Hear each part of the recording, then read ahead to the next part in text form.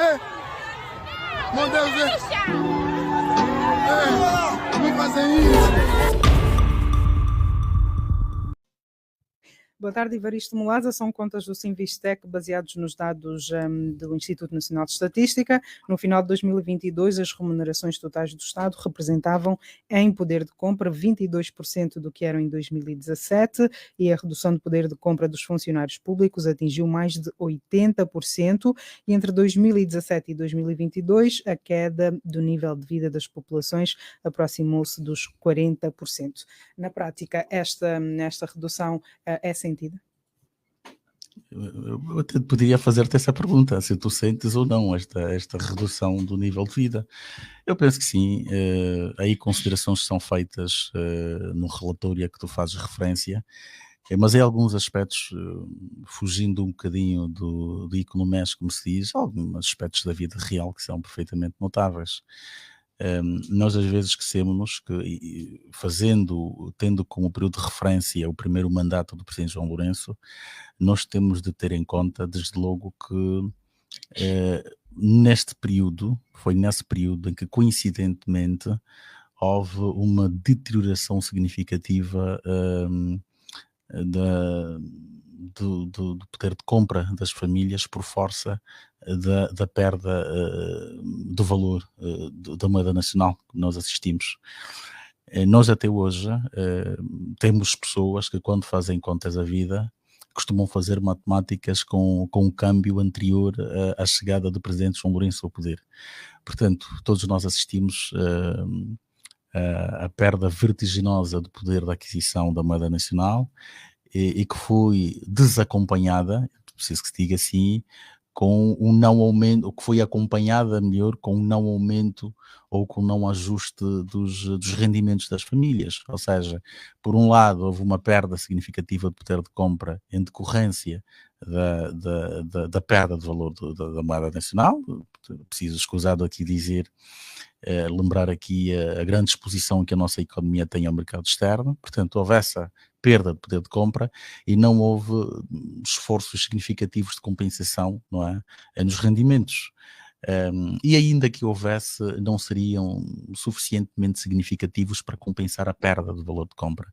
Porque se nós olharmos para os câmbios que nós tínhamos, porque é preciso situar que este trabalho faz referência, sumariza o primeiro mandato do presidente João Lourenço, portanto os primeiros 5 anos. E se nós fizermos uma comparação do valor do Kwanza no período anterior à chegada do presidente João Lourenço e o Kwanza que nós tivemos, entretanto, nos últimos 5 anos, não haveria ajuste salarial suficiente que pudesse compensar a perda do poder aquisitivo. Portanto, não haveria muito que o governo pudesse fazer, é isso? Não, quer dizer, o que o governo fez, é preciso dizer que essa desvalorização que aconteceu da moeda nacional decorreu de políticas monetárias introduzidas pelo Banco Nacional de Angola. E foram as políticas mais acertadas? Se me perguntas se era possível fazer de outra forma ou não, bem, na ausência de experiências, é muito difícil responder.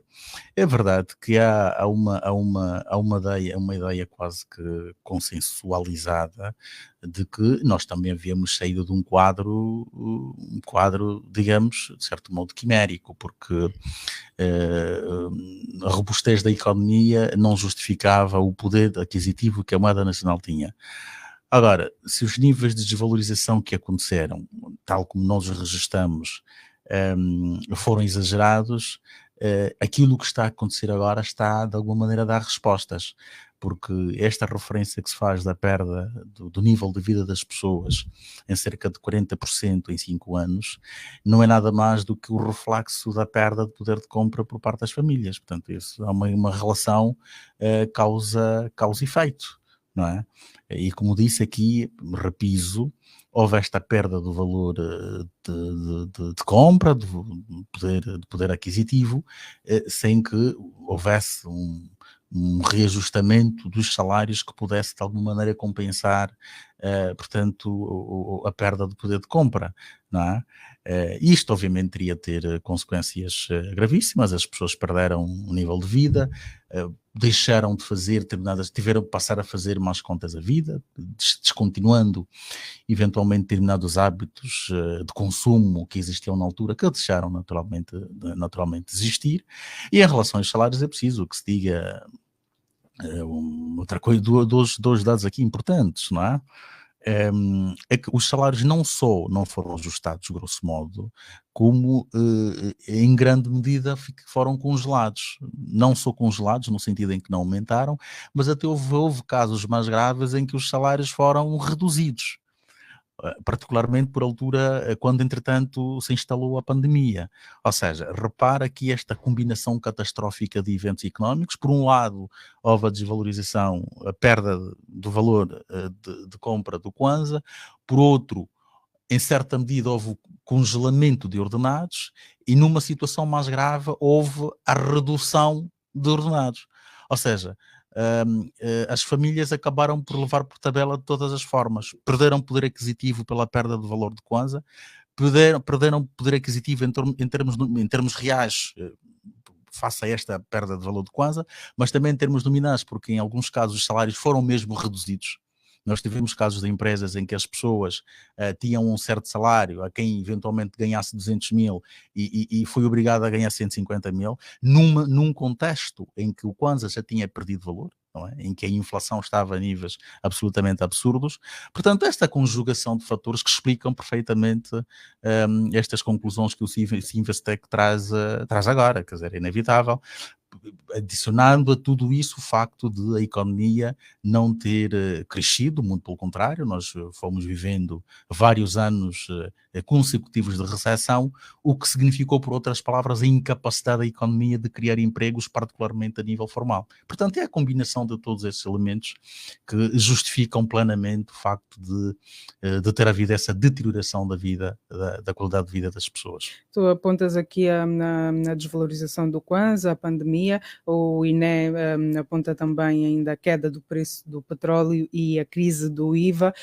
Isto vem então engrossar estes acontecimentos, vem engrossar esta perda do poder de compra e perda do nível de vida. De certo modo, sim. Embora em relação ao petróleo... Mas houve também más políticas. Indiscutivelmente, e tanto houve que em alguns casos nós assistimos o próprio governo a fazer algumas correções, nomeadamente em relação ao IVA, que faz referência, não é? O governo sentiu-se na obrigação de ajustar o IVA porque percebeu que estava a criar efeitos adversos em relação àquilo que era o propósito inicial. Mas em relação ao petróleo, é preciso dizer que em relação às demais variáveis, o petróleo até foi aquele que teve um comportamento, digamos, mais disciplinado, porque nós tivemos, é evidente, a crise, sobretudo em 2020, quando o presidente João Lourenço chega ao poder em 2017, foi numa altura em que, coincidentemente, o petróleo começa a subir, em finais de 2017. Portanto, nós tivemos o petróleo em baixa durante o último ano do mandato, digamos, de José Eduardo dos Santos, e quando o presidente João Lourenço chega ao poder, coincidentemente, o petróleo começa a evoluir quase que todos os dias, foi evoluindo em terreno positivo. Entretanto, em 2020 tivemos a situação da Covid, que recuou o petróleo para níveis catastróficos, mas a partir de 2021 nós começamos a assistir a uma recuperação do preço do petróleo para níveis até que não estavam nas contas dos maiores, não é? Dos maiores adivinhos. Em 2022, então, para cá, temos estado a assistir o petróleo sempre acima do preço fiscal inscrito no Orçamento Geral do Estado. Portanto, em relação ao petróleo, não obstante aquele período mais complicado que foi entre 2020 e a primeira metade de 2021, a verdade é que depois houve uma recuperação significativa de petróleo e ficou muito acima até das expectativas que eram inscritas no Orçamento Geral do Estado por parte do Governo. Portanto, eu diria que o petróleo, sim, pode entrar nas contas por aquele efeito que teve durante esse período específico, mas a recuperação que entretanto se assistiu a posterior foi mais do que suficiente para criar uma certa almofada financeira, embora também se reconheça que nos últimos anos Angola tem produzido muito menos petróleo do que produziu no passado. Acorda cedo, põe o pé na estrada, deixa o filho em casa com uma vontade de voltar para casa. Quando chega a praça,